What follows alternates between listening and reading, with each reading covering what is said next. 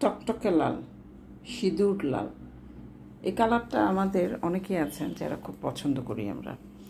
এবং লাল রঙটা কিন্তু খুব বোল্ড একটা কালার। আমি লাইভ করছিলাম এই ড্রেসটার, তখন আমি বলছিলাম যে লাল রঙটা হচ্ছে খুব বোল্ড কালার এবং এটা খুব কনফিডেন্স এনে দেয় আমরা যারাই লাল রঙ পরি না কেন।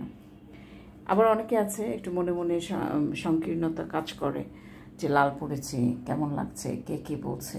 হ্যাঁ, কে কী বলছে বিশেষ করে কালার চুজিংয়ের ক্ষেত্রে অবশ্যই মাথায় রাখতে হবে আমাদের, বাট পাশাপাশি নিজেদের ব্যক্তিত্বটাকে এবং নিজেদের পছন্দটাকেও গুরুত্ব দিতে হবে। আচ্ছা, এটা হচ্ছে ফ্রন্ট পার্টটা, ফ্রন্ট কামিজের অংশটা আমি রেখেছি। নিচে হচ্ছে এরকম এমব্রো ওয়ার্ক করা আছে, এখানে প্যানেল আছে কিছু, সেটা আমি আলাদা করে দেখাচ্ছি। এটা এমব্রো ওয়ার্ক করা, সাইডের একটা বর্ডার আছে যেটা এমব্রো ওয়ার্ক করা। কাটওয়ার্ক যেহেতু করা আছে, নিচে অনেকে সেমিজ পরে অনেকে পরে না, এটা যার যার চয়েস। এখানে কাটওয়ার্ক করা আছে, সো অনেকে পরে অনেকে পরে না। এখন আমরা ব্যাক পার্ট হাতাটা দেখায় আমরা চলে যাব হচ্ছে বাকি পোর্শনগুলোতে। এটা হচ্ছে ব্যাক পোর্শনটা। ব্যাক পোর্শন হচ্ছে প্রিন্টের, সুন্দর একটা প্রিন্ট।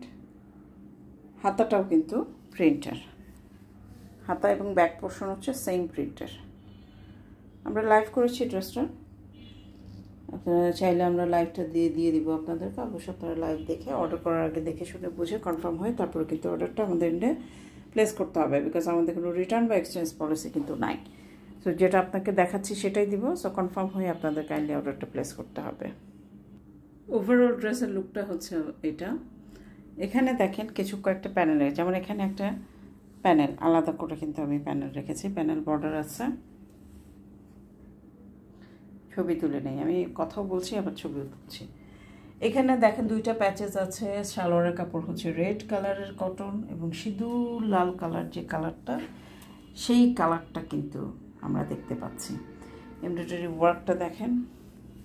ওড়না হচ্ছে শিফনের ওড়না এবং যথেষ্ট রকম সুন্দর বুটিক্স কালেকশন হিসেবে যে ড্রেসগুলো এত সুন্দর সেটা সত্যি খুব অবাক ব্যাপার। এবং সবচেয়ে বড় ব্যাপার হচ্ছে প্রাইজিংয়ের তুলনায় আমার কাছে এই জিনিসগুলো ভালো লেগেছে। যদিও আমি সেলিং প্রাইস কম দিচ্ছি এটা সত্য, বাট কস্টিং কিন্তু কম পড়েনি, কস্টিং কিন্তু বেশি পড়েছে।